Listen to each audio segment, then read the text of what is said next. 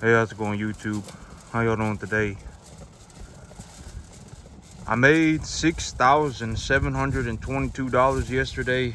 I did get a hold of the sale barn right before they closed. So as of right now, I ran over the numbers. When I figured out how much money I had made, I ran through the numbers. I have about $2,200 worth of debt or so left. If I take all of this money and I pay back the bank everything that I owe, I have about $2,200 left of debt. Then everything else is just money that's going into my pocket. So I estimate that I've made about $26,000 so far. Just about $26,000, maybe $27,000. So that means, well, I still have about $2,200 that I need to pay the bank back. But the things that I'm paying the bank back for right now are the stuff that I've bought for the future. So this shipping container full of corn, it's not quite full. Maybe it's 18 tons right now. That corn, and then the 20 tons of hay that I have coming in, the 13 bales of hay that I have sitting out front, all of that stuff, I paid for all of that with the money that I have made on these animals, and I also paid the bank back. So I have been able to, I've essentially put myself in a position. Okay, so if I have, let's say I think that my next big paycheck from operating this farm is gonna hit my bank account in 6 months. If I have $15,000 cash in the bank, I'll make it. Okay, I still got my W-2. I'm still making about $3,000 a month on my W-2. So you know, that $15,000 that I have left over in the bank, it'll be just fine. My credit score is going up very quickly. As soon as the credit bureau recognizes that I've paid back all of my debt, I would anticipate that my credit score goes over 750. Right now it's at about 732. TransUnion 732, 730 Equifax. I would really like my credit score to be over 750 for me to go and get new loans. But even at 732, I know that I am capable of getting new loans. I really would like to purchase cattle in October. Well, calves in October. In October, a lot of people have a lot of difficulty keeping their cattle alive, keeping their calves alive, excuse me. And these unweaned calves are going to go on sale. So these unweaned calves in October, their price usually drops a little bit. But they drop in price because it's so difficult to raise them during that time period. I'm going to take a look around. I've been considering about working with a lot buyer, but here's my thing about asking for help, right? Asking for help, it's good to have good help, but people will rip you off if they get the chance to do so. It's just how the world is. 99.99999% of people are horrible people. If they ever spoke about what they were doing in reality, if they ever actually, if they actually talked about their life on a fluent basis, on a regular basis, they would find that they're not doing very well for themselves. And it would be a horrible situation. A lot of people, I'm talking about a majority of people, will rip people off if they get the chance. They'll say one thing, and then in the back of their mind, they'll have that voice in the back of their head that will say, oh, here's my chance to rip somebody off. They'll say, oh, I'll do this, and then in the back of their head, they'll go, oh, well, if I do that, then I can do this, that, and then they'll start ripping people off. That's just how the world is. Me, if I can, I do the most of everything that I can by myself. And if I ask for help, I make sure it's good help. Having bad help is worse than trying to figure it out by yourself. from what I have seen. I would rather try and figure something else. I would rather try and figure something difficult out for myself than get myself some bad help. So, I mean, you know, that's my thing about working with people in general. Just people across the board. A majority of people suck. They just do.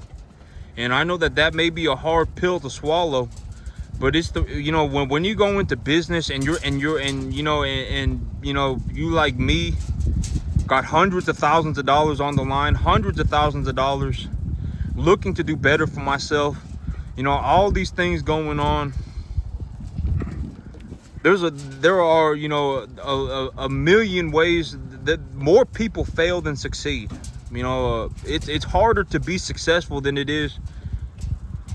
It's quite easy to fail. If I just wanted to give all of this up, if I just wanted to sit in my room and not do anything, you know, and take 2 days off a week. Let's say, you know, I became one of these 40 hours a week people. You know, I worked 8 hours a day, 5 days a week, and then the rest of my time I just sat there doing nothing, thinking about how hard the world is and all this and that. You know, it's quite easy to do that, but it is also a miserable life. You know, it just, you know, I feel like most people have done that before in their life. You know, they've been that 40-hour a week person. You know, this is how I look at 40 hours a week. If I take 2 days off a week, right? If I take 2 days off a week and I'm awake for 16 hours a day on those 2 days, I just took 32 hours off. So in 2 days, I legitimately just took 32 hours off, and you know, working 40 hours, that's how I see 40 hours a week. The big downside of 40 hours a week is that, you know, if I take 2 days off I just took a 32-hour break, and that's horrible. I mean, why do nothing for 32 hours, right? I mean, you know, do something. I mean, you know, that's how that's how I view a 40-hour week. You know, that's why I run my business when I'm outside of work. And that's why even at work, I don't work 40 hours a week. I work, you know, minimum 60. Usually I work about 65, 70. And so, I mean, yeah, that's just how I view it. You know, I know that it may sound,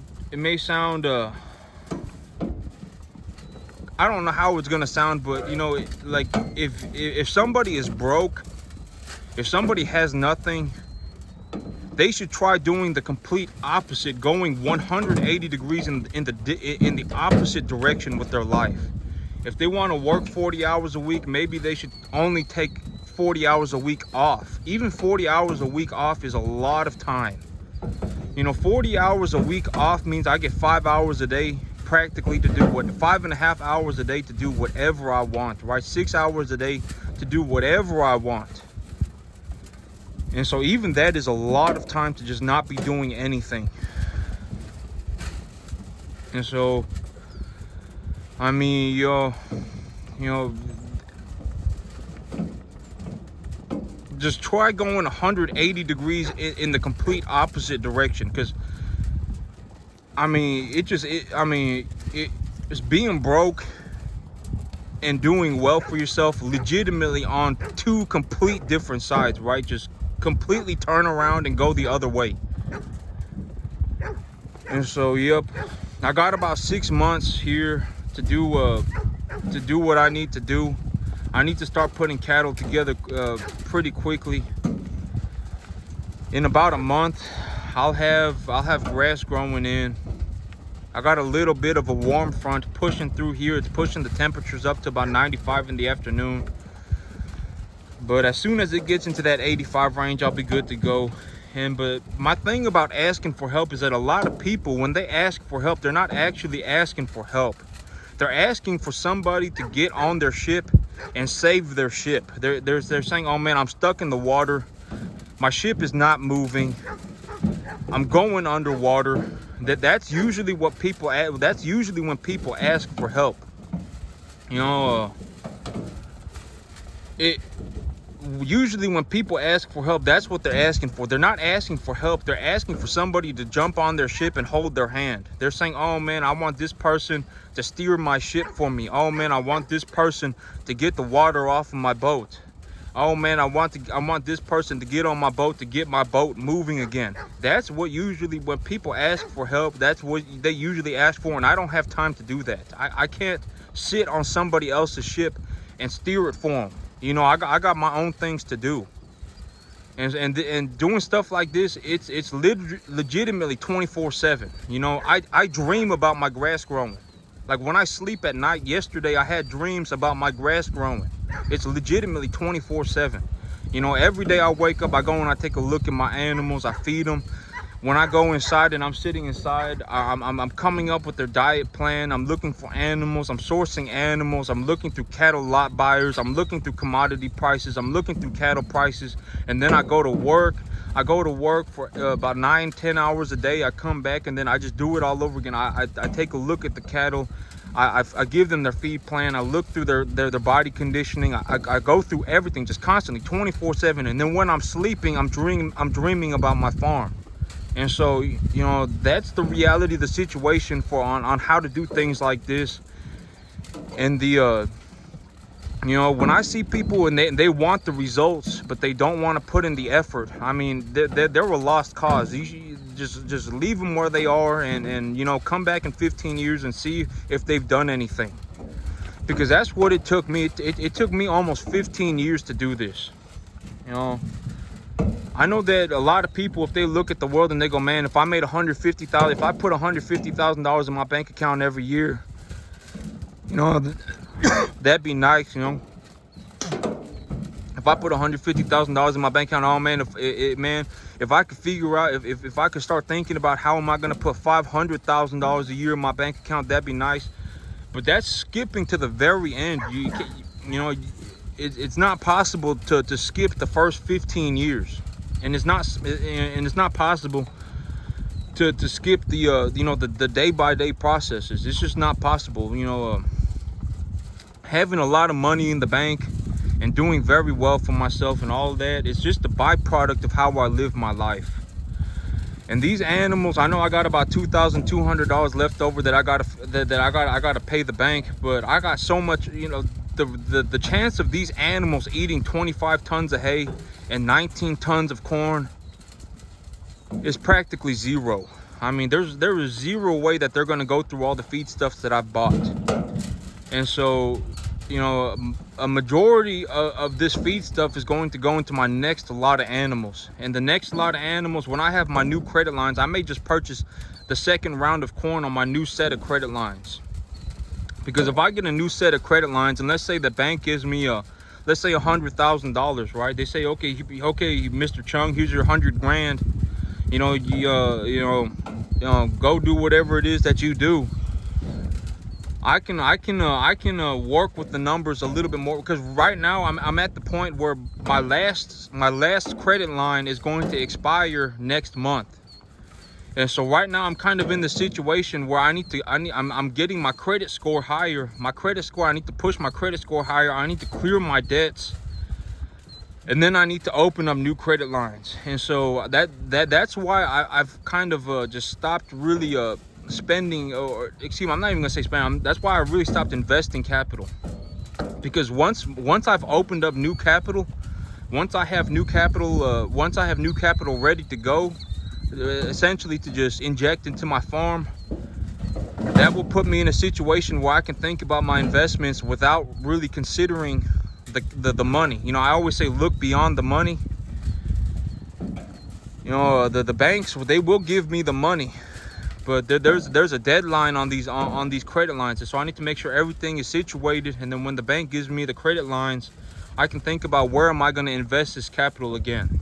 And if I have, you know, if I have $100,000, if the bank gives me 100 grand, that you know, I probably realistically need about 125,000. If I'm going to continue to do things the way that I do them, I need about 125,000, because my big goal is to grow the herd, is to grow my cattle herd at the rate of my income. So if I make $150,000 a year, If I make $150,000 a year, I really want to open $150,000 worth of credit lines so that I can take the $150,000 of credit lines and I can purchase assets from my LLC and then write them off on my taxes. And then if I do that, then I have, let's say I have $75,000. Let's say I utilize 75,000 cash of the 150,000 that I made, and I have 75,000 left over. I can utilize that 75,000 to pay for things like the monthly debt service expenses, and I can just hold on to the capital for an emergency.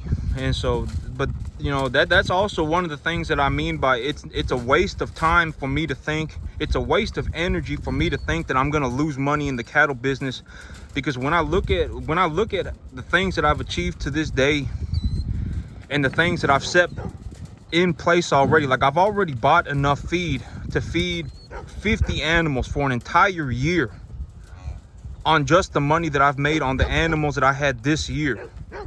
And so I already have enough feed put away in storage to feed 50 cattle for an entire year.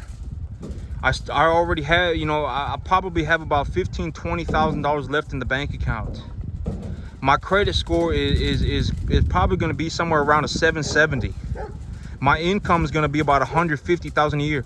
I mean, there is literally zero reason for me to think that I will lose money in the cattle business. I mean, I'm doing so extremely well for myself. Even if I only achieved half of what I achieved, I would still make $55,000 a year.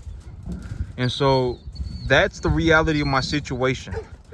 I always say it's not good to go 90% at things, because if I went 90% at things, right, let's say that voice in the back of my mind is telling me, oh man, I don't know if I can do this, oh man, and it holds me back 10%. Well, if it holds me back 10% and that 10% compounds over 9 days, on that 9th day I will only have achieved half as much, because 10% over 9 days compounded is like 99%, right? And 99% in reality is 100% is double. So if I go from 1 and I increase it by 100%, I go to 2. And if I go to 2 and I increase it by 100%, I go to 4. And so there is legitimately zero reason for me to even to utilize 10% of my energy into thinking that I'm going to fail, because I would rather utilize that energy into continuing to succeed. Because I mean, if I just look at what's going on in front of me, I'm doing so well for myself. My bank account is skyrocketing. Everything around me is just moving upwards in a very, very I'm just doing so well for myself. Why would I start utilizing a portion of my energy into thinking about failing? I'm not going to utilize even 1% of my energy into thinking that I'm failing. Because, I mean, look at what I've got going on, right? I've got an entire year's worth of feed supply.